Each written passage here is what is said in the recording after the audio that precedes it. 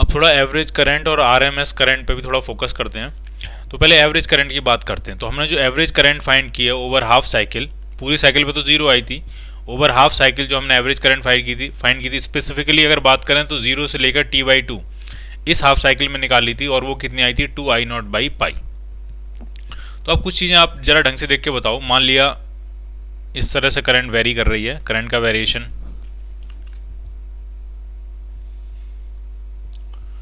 ये मान लिया करंट वेरी कर रही है इस तरह से, इस तरह से करंट वेरी कर रही है। ये आई का ग्राफ है, आई इज इक्वल टू कितना है I0 साइन ओमेगा टी। तो जब हमने आधे साइकिल में जब हमने पूरे साइकिल में एवरेज निकाला, जीरो से लेकर टी में निकाला, तो वो जीरो आया, एवरेज करंट जीरो आई, आनी भी चाहिए थी। जितने आधे टाइम के लिए करंट पॉजिटिव है, अगले आधे टाइम के लिए करंट नेगेटिव है, तो नेट एवरेज करंट कितनी हो जाएगी, जीरो। ठीक, फिर हमने हाफ साइकिल के लिए निकाला, जीरो से लेकर t/2 के लिए निकाली एवरेज करंट, और वो कितनी आई 2I0/पाई। अब मैं आपसे ये पूछ रहा हूँ, अगर हम जीरो से लेकर t/4 के लिए एवरेज करंट निकालते तो कितनी आती, जीरो से लेकर t/4 में एवरेज करंट कितनी आती? तो जीरो से लेकर t/4 में भी एवरेज करंट इतनी ही आती है 2I0/पाई। क्योंकि जितना जैसा करंट का वेरिएशन जीरो से t/4 में है, एग्जैक्टली वैसा ही करंट का वेरिएशन t/4 से t/2 में सिमेट्रिक है। t/4 के अबाउट करंट का वेरिएशन सिमेट्रिक है।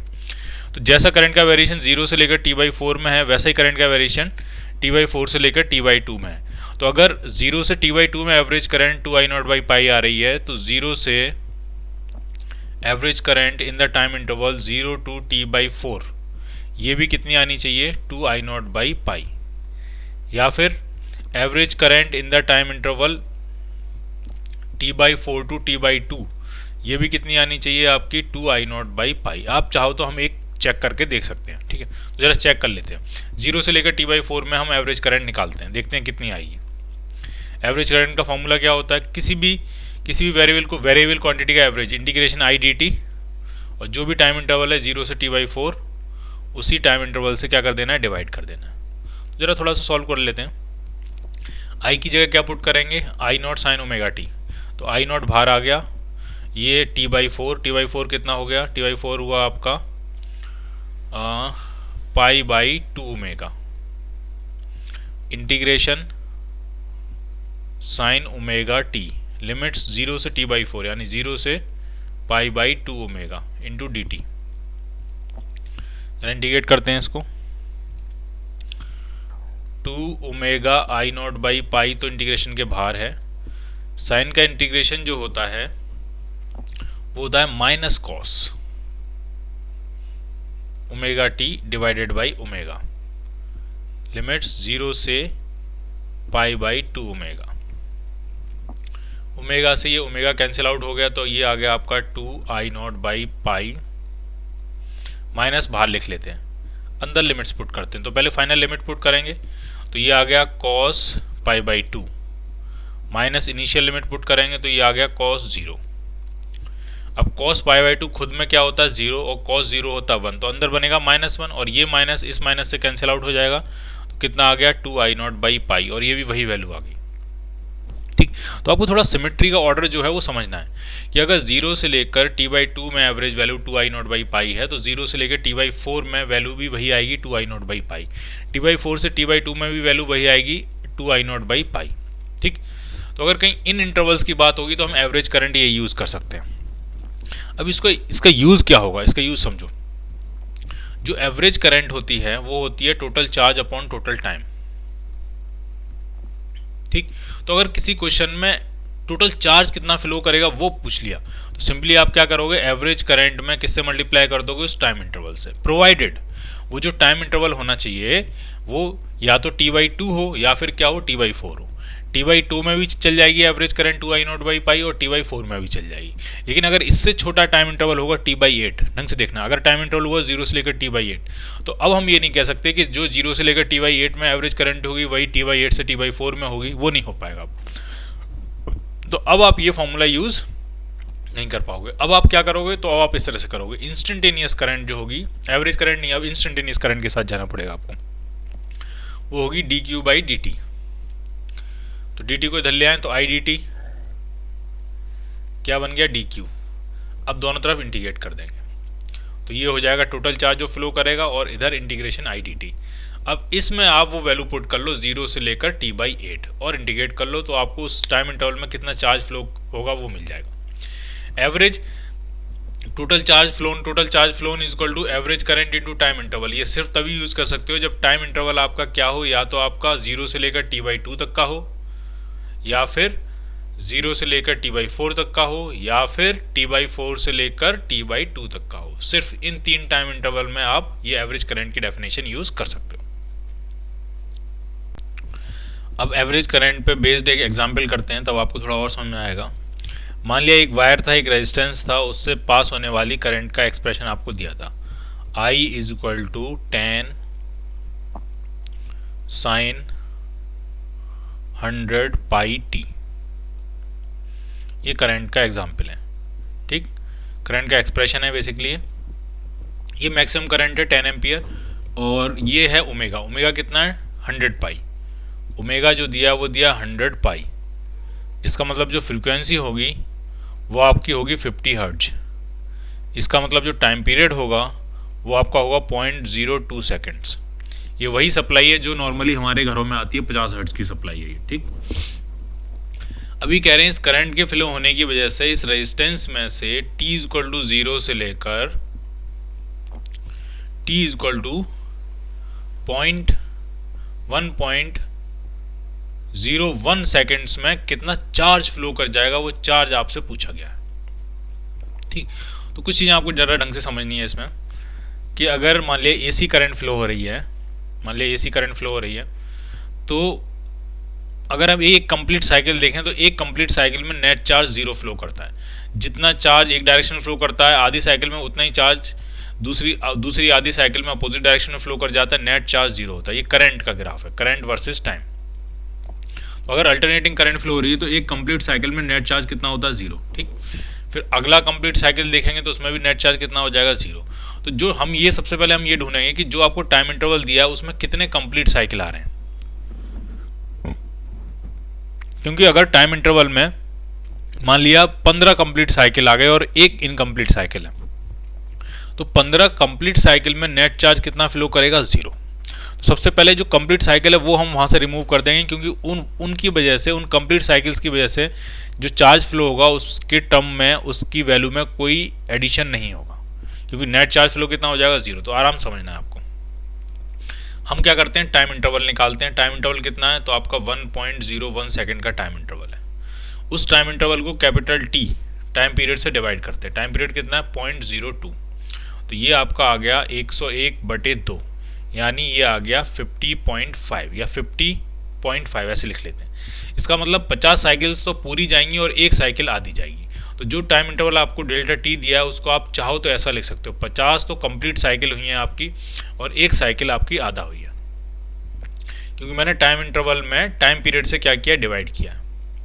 अगर इसका आंसर आ जाता 5, उसका मतलब 5 कंप्लीट साइकिल होती हैं और हम देखते ही सीधे आंसर लिख देते delta Q is equal to 0, क्योंकि कंप्लीट साइकिल अगर है तो नेट चार्ज फ्लो कितना होगा 0। अगर इसका आंसर आ जाता 20 तो इसका मतलब 20 कंप्लीट साइकिल होती तो कंप्लीट साइकिल में नेट चार्ज फ्लो कितना होता 0। अगर इसका आंसर 50 भी आ जाता तो भी नेट चार्ज 0 हो जाता, लेकिन 50.5 आया तो इन 50 जो 50 कंप्लीट साइकिल हुई हैं उसमें तो नेट चार्ज 0 फ्लो करेगा, और जो आधी साइकिल बची है T/2 की, इसमें चार्ज जो होगा इसमें फ्लो करेगा। तो यानी अब आपका जो फोकस है मेन, जो आपका चार्ज फ्लो करेगा वो basically t is equal to 0 से लेकर t is equal to T/2 इस टाइम इंटरवल में फ्लो करेगा। बाकी जो 50t का टाइम है वो उसमें नेट चार्ज कितना हो जाएगा 0। क्लियर, ये आ रहा आपको समझ में, ठीक है। अब जरा समझो आप, अगर आधी साइकिल है 0 से लेकर T/2 की साइकिल है तो इसमें पूछा है चार्ज कितना फ्लो करेगा। तो आधी साइकिल की एवरेज करंट आपको पता होता है कितना, एवरेज करंट जो भी होता है वो होता है चार्ज अपॉन टोटल टाइम।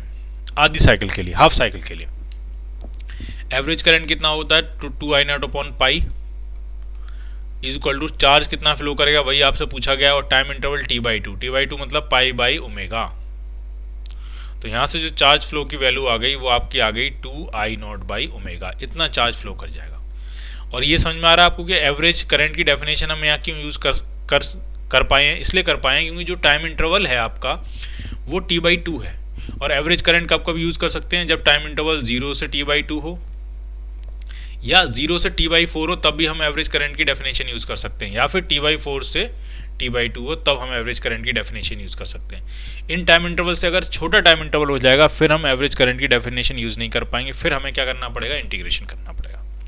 यानी इसी क्वेश्चन में अगर आपसे ये कहा जाता कि t इक्वल टू 0 से लेकर t इक्वल टू 1.005 सेकेंड्स में कितना चार्ज फ्लो करेगा वो आप निकालो, तो इस टाइम इंटरवल डेल्टा t को जो कि 1.005 सेकेंड का है उसको आप ऐसे लिख सकते थे 1 प्लस 0.005। ये क्या है, ये है 50 पूरे साइकिल प्लस इस साइकिल को अगर आप देखोगे टाइम इंटरवल को देखोगे तो ये 1/4 साइकिल है। तो जो भी चार्ज फ्लो करेगा 1/4 साइकिल में फ्लो करेगा। यानी अब आपको जो चार्ज निकालना है डेल्टा क्यू, ये किस टाइम इंटरवल में है, t इक्वल टू 0 से लेकर t equal to t/4 time interval में। और t/4 के लिए भी आपको एवरेज की वैल्यू पता होती है, t/2 के लिए एवरेज वैल्यू पता होती है तो t/4 के लिए भी एवरेज वैल्यू पता होती है। तो आप एवरेज वैल्यू का कंसेप्ट यहाँ यूज कर सकते हो कि average current is equal to total charge upon total time. Total time कितना पुट करोगे आप, t/4, फिर मल्टीप्लाई करके आपको टोटल चार्ज मिल जाएगा डेल्टा क्यू। ठीक, अगर इसी तरह इसी जगह ये क्वेश्चन होता, सेम क्वेश्चन, टाइम इंटरवल बदल रहे हैं बस, t इक्वल टू 0 से लेकर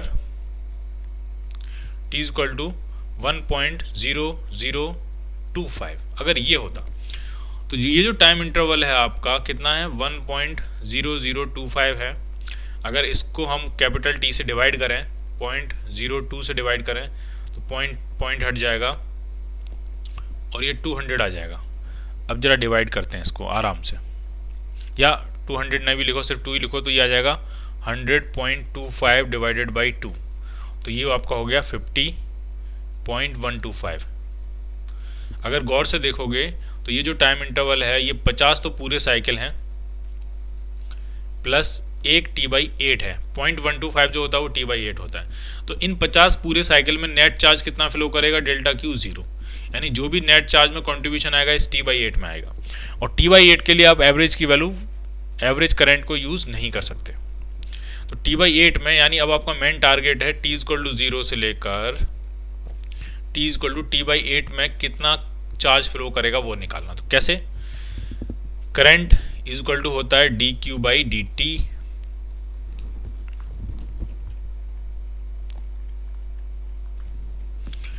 तो dq जो आ जाएगा वो आ जाएगा I टाइम्स dt, इस तरफ भी इंटीग्रेशन इस तरफ भी इंटीग्रेशन, टाइम 0 से t/8 और यहाँ पे चार्ज डेल्टा क्यू जो फ्लो करेगा। तो बस अब आप करंट को इंटीग्रेट कर देना, I0 sin ओमेगा t सारी वैल्यू पुट करके, sin omega t into dt और लिमिट 0 से t/8 सारी वैल्यू पुट कर देनी है, तब आपको उस टाइम इंटरवल में जितना चार्ज फ्लो होगा वो आपको मिल जाएगा। क्लियर, तो ये हुआ एवरेज करंट का यूज टोटल चार्ज कैलकुलेट करने में।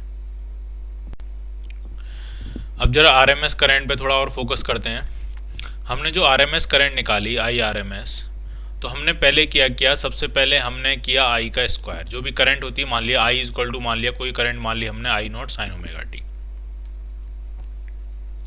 सबसे पहले हमने किया उसका स्क्वायर, फिर हमने एवरेज निकाला। तो एवरेज निकाला कैसे, इंटीग्रेशन I² dt अपॉन जो भी टाइम इंटरवल 0 से t, हमने पूरा टाइम इंटरवल ले लिया था 0 से t, तो ये आ गया एवरेज, IMS करंट कह सकते हो आप इसको, स्क्वायर फिर एवरेज मीन, और उसके बाद उस पूरे पे हमने क्या चढ़ा दिया, अंडर रूट।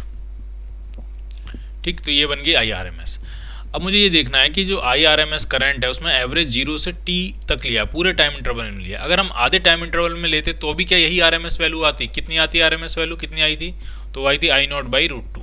ठीक, तो जरा ग्राफ देख के समझने की कोशिश करते हैं, वरना मैथमेटिक्स से भी समझ सकते हैं।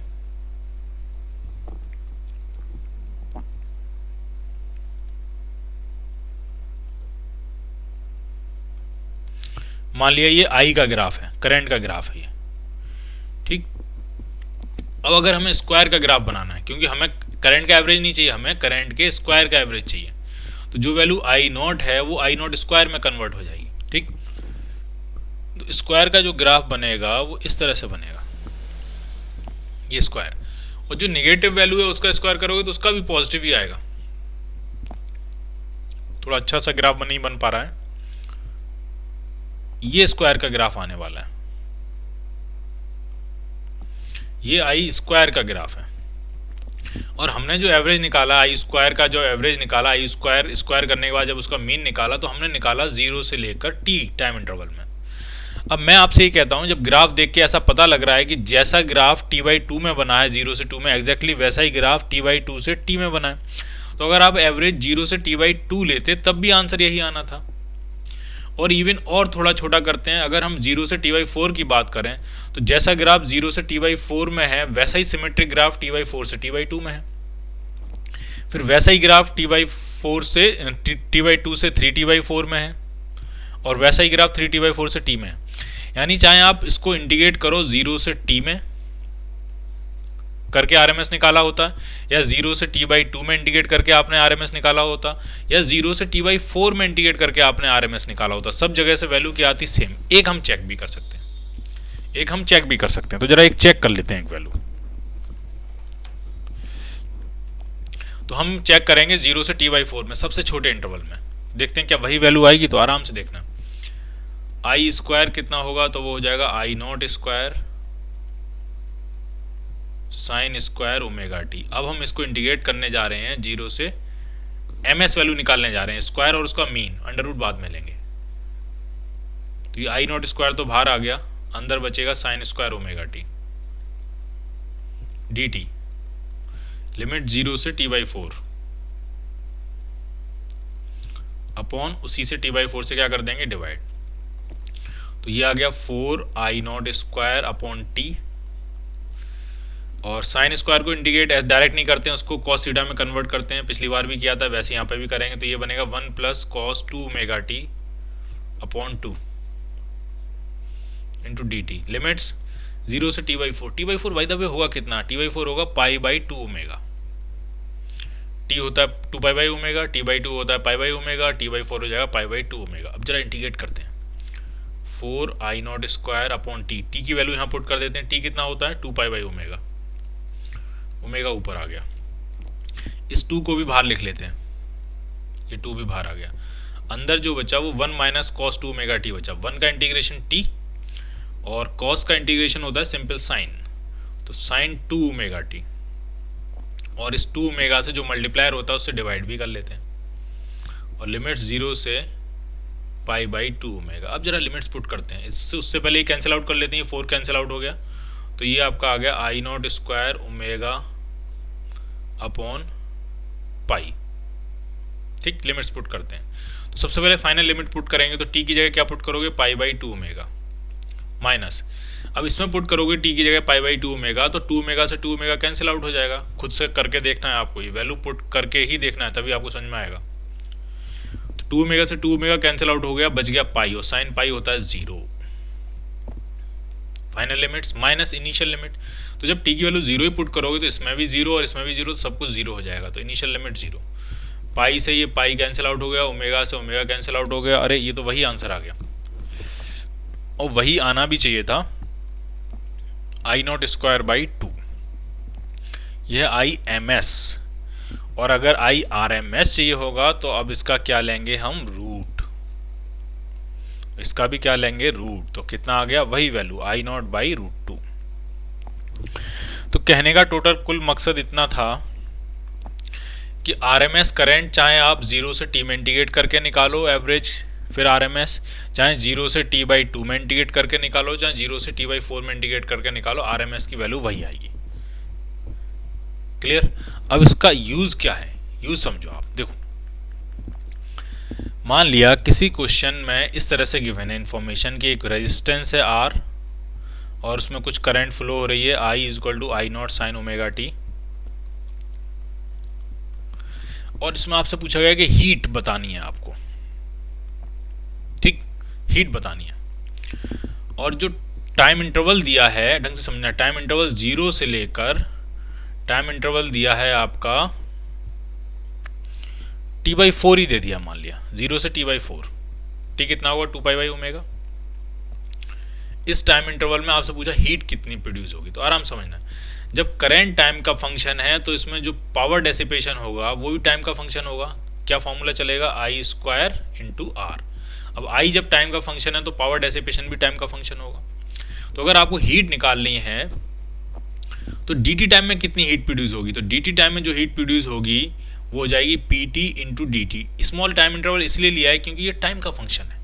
तो स्मॉल टाइम इंटरवल में इतनी हीट प्रोड्यूस होगी, तो टोटल हीट निकालने के लिए इसी को हम क्या कर देंगे, इंटीग्रेट, तो ये आ जाएगी टोटल हीट। और जो भी लिमिट्स होंगी जीरो से, जो भी आपकी क्वेश्चन में T/4 अगर है तो T/4 दिया है। ठीक, जरा सारी वैल्यू पुट करते हैं। पी क्या, आई स्क्वायर आर, तो आई क्या हो, ये आई स्क्वायर, तो आई स्क्वायर आर डी टी। तो आर को बाहर लिख लेते हैं, डी टी पहले लिख लेते हैं क्योंकि आर तो कांस्टेंट ही हुआ, और जो भी लिमिट है 0 से T/4। ठीक, ये टोटल हीट का प्रोडक्शन होगा। अब कर क्या रहे हैं, थोड़ा सा ट्रिक खेलते हैं इसमें। T/4 से डिवाइड और T/4 से मल्टीप्लाई कर लेते हैं। जो भी टाइम इंटरवल आपको दिया है डेल्टा टी, जो भी टाइम इंटरवल है T/4 ही है बेसिकली, वो डेल्टा टी लिख दिया मैंने यहाँ पे, T/4 ही है वो टाइम इंटरवल। तो उसी टाइम इंटरवल से डिवाइड कर लिया, उसी से मल्टीप्लाई कर लिया। अब जरा आप गौर से देख के बताओ ये क्या लिखा हुआ है। ये आई के स्क्वायर का एवरेज है, ये आई एम एस है। और इसको गौर से देखो, ये आई आर एम एस का स्क्वायर है। आई एम एस जो होता है वो होता है क्या है, वो आई आर एम एस का क्या होता है, स्क्वायर होता है। ठीक है, और ये perfect I R M S है क्योंकि टाइम इंटरवल 0 से T/4 है। और अभी हमने बात करी 0 से T/2, 0 से T, 0 से T/4 तक आई आर एम एस की वैल्यू वही रहती है जो हमने फाइंड की थी I0/√2। तो इसकी जगह हम सीधे लगा सकते हैं, सीधे लिख सकते हैं कि ये है आई आर एम एस का square into R into delta T. ये होगी आपका हीट का प्रोडक्शन। ठीक, अगर टाइम इंटरवल T/4 से और छोटा हो जाता तो अब आप ये आई आर एम एस की जो वैल्यू होती है I0/√2 फिर वो अप्लाई नहीं कर पाते, फिर तो आपको इंटीग्रेट ही करना पड़ता। अगर टाइम इंटरवल 0 से T/8 हो जाता तो फिर आप ये वैल्यू, फिर आप ये रिलेशनशिप यूज नहीं कर सकते हो। ठीक है, एक चीज़ तो ये समझ में आ रही है कि अगर टाइम, ढंग से समझना है, पहली चीज़ ये समझ में आ रही है कि अगर टाइम इंटरवल, जो भी टाइम इंटरवल आपको दिया है वो T/4 का इंटीग्रल मल्टीपल है। एक T/4 है, 2 T/4 है, 3 T/4 है, पूरा टाइम इंटरवल T है। ठीक है, अगर T/4 का इंटीग्रल मल्टीपल है तो हीट प्रोडक्शन के लिए हम सीधे ये फॉर्मूला यूज कर सकते हैं, आई आर एम एस का square into R into delta T. और दूसरी बात एक और समझ में आनी चाहिए आपको कि अगर टाइम इंटरवल जो दिया है वो टाइम पीरियड से बहुत बहुत बड़ा है, जैसे टाइम पीरियड मान लिया हुआ आपका 0.02 सेकेंड, और कहा कि 5 मिनट में बताओ हीट, तो 5 मिनट में इतनी ज़्यादा साइकिल्स निकल जाएंगी, तो एक आध साइकिल आगे पीछे अगर हो भी जाएगी तो उससे हीट प्रोडक्शन पे कोई अंतर नहीं पड़ेगा। तब भी आप ये फॉर्मूला डायरेक्ट यूज़ कर सकते हो, आई आर एम एस का square into R into delta T. Clear, ये दो बातें आपको एकदम साफ होनी चाहिए कि अगर टाइम इंटरवल T/4 का इंटीग्रल मल्टीपल है तो आप ये फॉर्मूला यूज़ कर सकते हो, या टाइम इंटरवल जो दिया है आपको जिसमें हीट प्रोडक्शन निकालना है वो टाइम पीरियड का फुल साइकिल से बहुत बहुत ज़्यादा है, तो आप ये फॉर्मूला यूज़ कर सकते हो। क्लियर, ये बात क्लियर है। ठीक, तो एक दो एग्जाम्पल करते हैं तब थोड़ी बात क्लियर होगी और ज़्यादा। और अगर इन दोनों में से कुछ भी नहीं है, ना टाइम इंटरवल बहुत ज़्यादा है, ना T/4 का इंटीग्रल मल्टीपल है, फिर तो आपके पास एक ही तरीका बचा, क्या, इंटीग्रेशन आई square R D T. Integrate करो, जो भी टाइम इंटरवल है उस टाइम इंटरवल में क्या करो, इंटीग्रेट करो और आंसर निकालो, फिर इंटीग्रेशन बचा। ठीक, नीट में चांसेस ये हैं कि ये दोनों तरीके से ही सवाल हो जाएगा आपका, लेकिन इंजीनियरिंग में ऐसा हो सकता है कि आपको इस फॉर्मूले का यूज करना पड़े। क्लियर, अब एक दो एग्जाम्पल करते हैं तब थोड़ा और क्लियर होगा। जैसे कि मान लिया क्वेश्चन इस तरह से दिया हुआ था, एक रेजिस्टेंस था आर, कुछ भी वैल्यू मान लेते हैं, मान लिया 20 ओम, और उसमें एक करंट फ्लो कर रही थी I, I is equal to 10 sine 100 pi t, current flow कर रही थी। और इस करंट फ्लो की वजह से मान लिया आपसे पूछा गया था कि t इज इक्वल टू 0 से लेकर t इज इक्वल टू 1.01